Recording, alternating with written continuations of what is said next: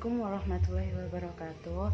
Halo teman-teman semuanya, perkenalkan nama saya Irdina Nur Khairunisa dari program studi Pendidikan Agama Islam Sekolah Tinggi Ilmu Tarbiyah Urwatul Wusko Jombang. Pada kesempatan kali ini saya akan menjelaskan tentang definisi psikologi dan ruang lingkupnya untuk memenuhi ujian tengah semester mata kuliah Ilmu Psikologi Pendidikan yang dibimbing oleh Ibu Juliane Camelia Riza, SPSI, MPD. Apa itu definisi psikologi pendidikan? Menurut asalnya, psikologi berasal dari bahasa Yunani kuno yaitu psike yang artinya jiwa dan logia atau logos yang berarti ilmu. Sehingga secara etimologis dapat diartikan psikologi sebagai ilmu yang dapat mempelajari tentang jiwa atau the change of human behavior. Akan tetapi, karena sifat jiwa yang abstrak, maka psikologi tidak dapat mempelajari jiwa itu secara langsung, melainkan membatasi dan ekspresi dari jiwa tersebut dalam bentuk gejala-gejala dan aktivitas-aktivitas kejiwaan yang diekspresikan atau yang termanifestasikan dalam bentuk tingkah laku, baik itu tingkah laku yang tersembunyi ataupun yang terlihat, baik selaku individu ataupun kelompok yang berhubungan dengan lingkungan. Adapun psikologi menurut para ahli, yang pertama dari Wilhelm Wundt. Beliau memberikan pendapat bahwa psikologi adalah ilmu yang mempelajari kesadaran manusia. Yang kedua ada Woodward dan Marquis. Menurut mereka, psikologi adalah ilmu yang mempelajari tingkah laku manusia yang terlihat maupun tak terlihat, meliputi aktivitas fisik, emosional, dan berpikir. Yang ketiga ada Clifford T. Morgan. Menurut Clifford, psikologi adalah ilmu pengetahuan yang mempelajari perilaku manusia dan hewan. Yang keempat ada Gardner Murphy. Menurut Gardner, psikologi adalah ilmu yang mempelajari respon makhluk hidup terhadap lingkungan. Yang kelima ada dari Richard Mayer. Menurut Richard, psikologi merupakan analisis mengenai proses mental dan struktur daya ingat untuk memahami tingkah laku manusia. Sekian dari saya, mohon maaf jika ada salah atau kurangnya. Selanjutnya akan dilanjutkan oleh teman-teman dari kelompok saya. Assalamualaikum warahmatullahi wabarakatuh. Perkenalkan, nama saya Hikmatus Sholihah. Di sini saya akan mempresentasikan tentang ruang lingkup psikologi yang mana terdiri dari pengertian psikologi menurut para ahli dan macam-macam psikologi khusus. Sekarang yang pertama yaitu apakah itu ruang lingkup psikologi. Pada kesempatan kali ini saya akan membahas apakah itu psikologi dan hal yang melingkupinya.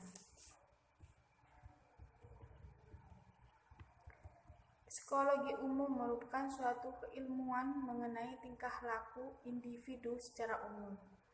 Hal tersebut mencakup semua fase perkembangan psikologis manusia serta mencakup segala tingkatan usia dan jenis kelamin.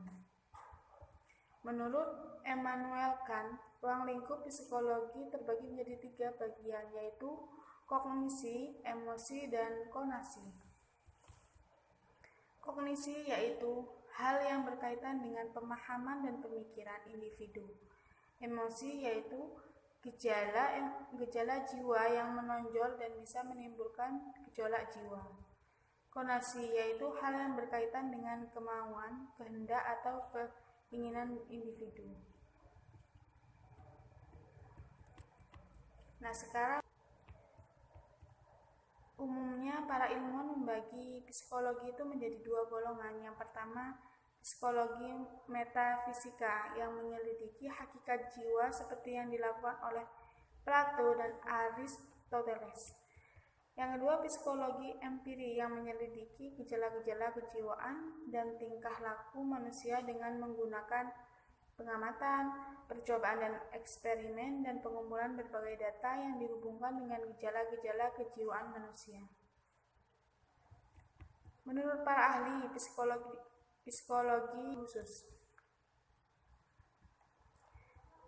Di sini ada dua ya, psikologi umum dan psikologi khusus. Yang psikologi umum adalah psikologi meneliti dan mempelajari kegiatan psikis manusia yang tercermin dalam perilaku pada umumnya, yang dewasa, yang normal, dan yang berkultur. Sedangkan psikologi khusus adalah psikologi yang digunakan untuk kepentingan lapangan atau praktis.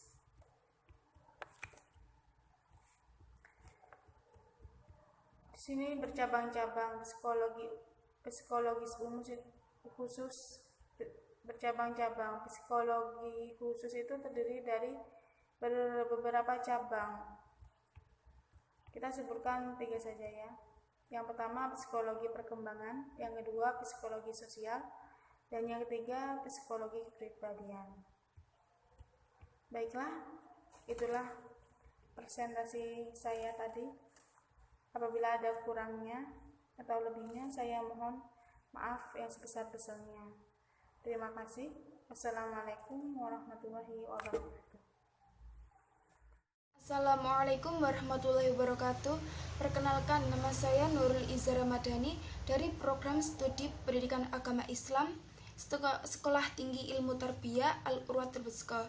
Pada kesempatan hari ini, saya akan menjelaskan tentang metode-metode dalam psikologi yang untuk memenuhi ujian tengah semester mata kuliah Ilmu Psikologi Pendidikan yang diampu oleh Ibu Juliana Kamelia Riza, SPSI MPD.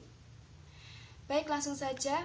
Metode-metode psikologi yang pada umumnya digunakan khususnya psikologi yang dikaitkan dengan program keguruan antara lain dikemukakan seperti introspeksi, biografi, observasi, penelitian, keturunan, eksperimen, dan lain-lain. Sedangkan tekniknya antara lain bisa digunakan seperti teknik wawancara, tes angket, sosiometri, dan lain-lain. 1. Metode introspeksi. Introspeksi berasal dari kata intros, yang artinya ke dalam, dan spektat, artinya mengamati. Dengan metode introspeksi berarti mengadakan penelitian terhadap diri sendiri yang dilakukan setelah individu yang bersangkutan selesai bertingkah laku, dan karena penelitian terhadap diri sendiri itu dilakukan setelah buatannya berlangsung, maka metode ini disebut dengan retrospeksi, artinya penelitian kembali. Penerapan metode ini akan berhasil apabila dilakukan orang yang memiliki pengetahuan yang luas tentang psikologi dan mampu jujur terhadap diri sendiri. 2. Metode observasi. Metode observasi dapat disebut juga dengan metode ekstrospeksi, yang artinya mengadakan penelitian terhadap orang lain.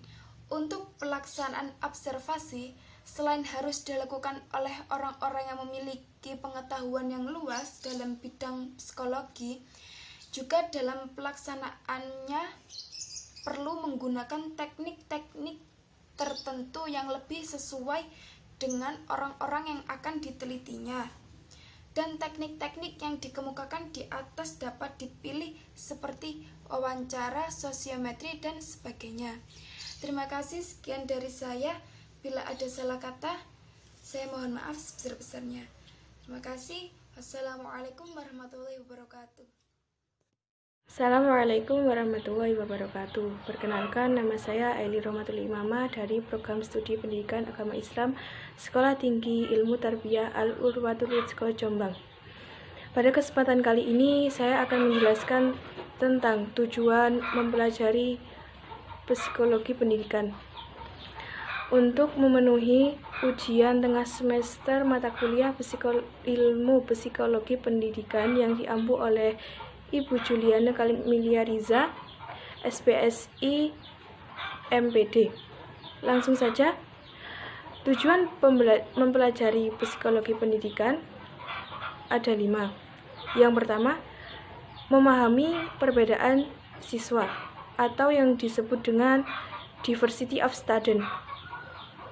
Setiap individu dilahirkan dengan membawa potensi yang berbeda-beda. Tidak ada yang sama antara siswa satu dengan siswa yang lainnya. Oleh karena itu, seorang guru harus memahami keberagaman antara siswa satu dengan siswa yang lain. Mulai dari perbedaan tingkah, pertumbuhannya, tugas perkembangannya, sampai pada masing-masing potensi yang dimiliki oleh anak. Dengan pemahaman guru yang baik terhadap siswanya, maka bisa menciptakan hasil pembelajaran yang efektif dan efisien, serta mampu menciptakan suasana pembelajaran yang kondusif. Yang kedua, untuk memilih strategi dan metode pembelajaran. Sebagai seorang pendidik, dalam memilih strategi dan metode pembelajaran harus menyesuaikan dengan tugas, perkembangan, dan karakteristik masing-masing peserta didiknya. Hal ini bisa didapatkan oleh seorang guru melalui mempelajari psikologi, terutama tugas-tugas perkembangan manusia. Jika metode dan model pendidikan sudah bisa menyesuaikan dengan kondisi peserta didik, maka proses pembelajaran bisa berjalan dengan maksimal. Yang ketiga, untuk menciptakan iklim belajar yang kondusif di dalam kelas. Kemampuan guru dalam menciptakan iklim dan kondisi pembelajaran yang kondusif mampu membutuhkan proses pembelajaran berjalan dengan efektif. Seorang pendidik harus mengetahui prinsip-prinsip yang tepat dalam proses belajar mengajar. Pendekatan yang berbeda menyesuaikan karakteristik siswa dalam mengajar untuk menghasilkan proses belajar mengajar yang lebih baik. Disinilah peran psikologi pendidikan yang mampu mengajarkan yang lebih baik.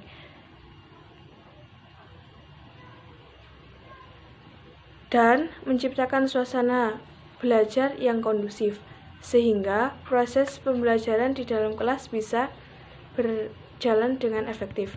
Yang keempat, memberikan bimbingan dan pengarahan kepada siswa. Selain berperan sebagai pengajar di dalam kelas, seorang guru juga berharap bisa menjadi seorang pembimbing yang mampu memberikan bimbingan kepada peserta didiknya, terutama ketika peserta didik mendapatkan permasalahan akademik. Dengan berperan sebagai seorang pembimbing, seorang pendidik juga lebih bisa melakukan pendekatan secara emosional terhadap peserta didiknya. Jika sudah tercipta hubungan emosional yang positif antar pendidik dan peserta didiknya, maka proses pembelajaran juga akan tercipta secara menyenangkan. Dan yang terakhir, mengevaluasi hasil pembelajaran. Tugas utama guru atau pendidik adalah mengajar di dalam kelas dan melakukan evaluasi dari hasil pengajaran yang sudah dilakukan. Dengan mempelajari psikologi pendidikan, diharapkan seorang pendidik mampu memberikan penilaian dan evaluasi secara adil, menyesuaikan dengan kemampuan yang dimiliki oleh masing-masing peserta didik tanpa membedakan antara satu dengan yang lainnya. Terima kasih. Ini saja yang dapat saya sampaikan. Jika ada kurang lebihnya, saya mohon maaf yang sebesar-besarnya. Saya akhiri. Wassalamualaikum warahmatullahi wabarakatuh. Assalamualaikum warahmatullahi wabarakatuh. Di sini saya Irdina Nur Khairunisa akan melanjutkan untuk materi selanjutnya. Di sini saya akan membahas hubungan psikologi dengan ilmu yang lain. Psikologi adalah ilmu yang sangat erat kaitannya dengan ilmu-ilmu lain. Hubungan psikologi dengan ilmu lain bisa dikatakan dengan simbiosis mutualisme, yaitu saling membantu, saling mengisi satu sama lain. Yang pertama, saya akan membahas untuk hubungan psikologi dengan sosiologi. Apa sih hubungan psikologi sama sosiologi ini? Seperti yang kita tahu, sosiologi adalah ilmu yang mempelajari tentang perilaku hubungan antar individu dan kelompok dalam perilaku sosial. Lalu, seiring berjalannya waktu, kita lebih mengenalnya dengan psikologi sosial karena kita melihat hubungan yang erat antara kedua ilmu tersebut. Perbedaannya, psikologi sosial mempelajari tingkah laku atau perilaku individu untuk beraksi dengan lingkungan objek pada individu tersebut. Psikologi dan sosiologi sama-sama mempelajari perilaku hubungan antar individu. Jadi psikologi sangat erat hubungannya dengan sosiologi. Yang kedua adalah hubungan psikologi dengan antropologi. Apa sih hubungan psikologi dengan antropologi? Jadi antropologi adalah ilmu yang mempelajari tentang asal-usul manusia, kepercayaannya, bentuk fisik, warna kulit, dan budayanya silam. Karena eratnya hubungan psikologi dan antropologi sehingga muncullah sub-ilmu yang salah satunya bernama antropologi in mental health. Pada sub-ilmu ini sangat terlihat bahwa psikologi antropologi saling terkait, seperti contoh bahwa penyakit jiwa tidak sepenuhnya dipengaruhi oleh kelainan biologis, namun juga oleh jiwa atau mental emosi yang tertekan sehingga membuat orang tersebut mengalami penyakit jiwa atau kondisi jiwa manusia yang tergantung pada aspek-aspek sosial budaya. Di sini terlihat bahwa antara psikologi dan antropologi saling terkait. Yang ketiga adalah hubungan psikologi dengan politik. Apa sih hubungannya psikologi dengan politik? Dalam hal ini, yang banyak hubungannya dengan politik adalah psikologi sosial juga. Dalam hal politik, psikologi berfungsi untuk memahami perilaku para pelaku politik agar dapat bersosialisasi dengan masyarakat dengan baik. Juga untuk memperlihatkan sikap atau respon yang diberikan oleh masyarakat sehingga pelaku politik bisa mempelajarinya agar pelaku politik dapat memberi yang terbaik kepada masyarakat. Yang keempat adalah hubungan psikologi dengan ilmu komunikasi. Apa sih hubungannya psikologi dengan ilmu komunikasi? Psikologi dengan ilmu komunikasi mungkin hampir sama dengan psikologi sosial, karena dalam hal ini komunikasi mempelajari peristiwa sosial yang terjadi ketika ketika manusia melakukan interaksi pada lingkungannya. Pada intinya mempelajari interaksi manusia kepada lingkungannya kan kita harus memahami lawan bicara kita. Jadi kalau kita ngobrol kan kita harus paham ya, yang kita ajak ngobrol itu gimana orangnya itu kan lebih enak. Kemudian untuk yang kelima ada hubungan psikologi dengan biologi. Apa hubungan psikologi dengan biologi? Dilihat secara objek, psikologi mempelajari tentang tingkah laku, sedangkan biologi mempelajari tentang jasmani atau fisik. Di sini jasmani atau fisik sangat mempengaruhi kondisi psikis atau tingkah laku manusia. Contoh, apabila kita sakit, maka kita cenderung lebih pendiam karena badan lemas. Jadi psikologi dan biologis sangat juga hubungannya sangat erat. Ada lagi, di biologi kita akan mempelajari mengenai materi genetik.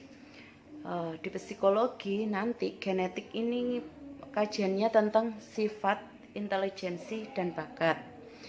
Selanjutnya adalah psikologi dengan ilmu alam. Di sini ilmu alamnya fisika dan kimia ya teman-teman. Dalam beberapa hal, psikologi mengembangkan kajiannya dengan mengadopsi metode dan cara kerja ilmu alam seperti percobaan atau eksperimen.